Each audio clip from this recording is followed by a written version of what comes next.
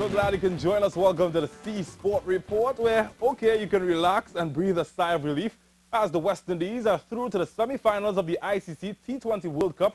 Well, that's after a tense day in Pellekele. Well, as Ruskin Mark explains, first the Windies needed a super over to knock off a plucky New Zealand. Then they had to endure a tense 3 hours as Sri Lanka defeated holders England, knocking them out of contention and allowing the West Indies to advance.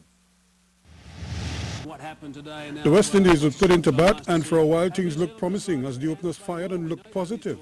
But Johnson Charles departed for 8 with the score on 14. Andre Russell was promoted and he hit one big blow but departed soon after at 36 for 2. Gale looked ominous and threatened another big one with some typically robust strokes. He struck 3 fours and 2 sixes in his 14-ball 30. But his departure on 61 for 3 was a huge lift for the Kiwis as their spinners took over. That sparked the implosion as New Zealand choked the West Indies middle order.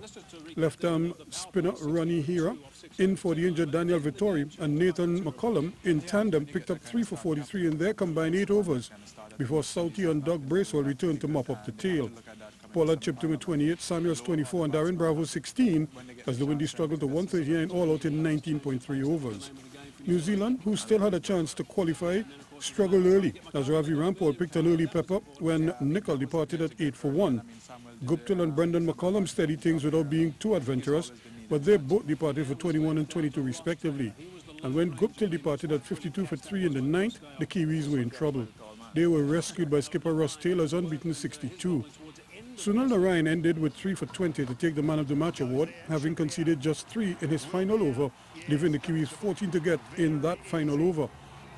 Taylor flicked Samuels over fine leg for 6, but lost the strike to leave Doug Bracewell needing 2 from the last ball. But he could only manage 1 as substitute Dwayne Smith had a direct hit to leave the scores tied at 139 for 7.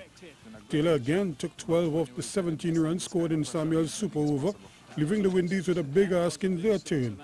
But when Southee gifted Chris Gayle a no ball first up, he feasted, and the Windies inched ever so closer to their target.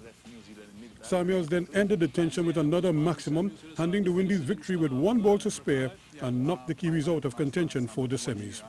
Ruskin Mark, C Sports. Almost dove into the stands. Well, after the dust cleared and the crowd cheered, the Kiwis were upset by their loss in a game they felt they should have won in regulation time, so to speak. But for the West Indies, it was a win despite not being at their best, and skipper Sammy was thankful for the response under pressure of spinners Marlon Samuels and man of the match, Sunil, the mystery spinner Narayan. Yeah, he did deliver today. We all know what he's capable of doing, and he liked bowling in these pressure situations. And also Marlon Samuels, you know, in the death overs, you know, he's my go-to man. He's been suffering with a bad shoulder. That's why he doesn't bowl too many overs. But when crunch time comes, I know I could count on him.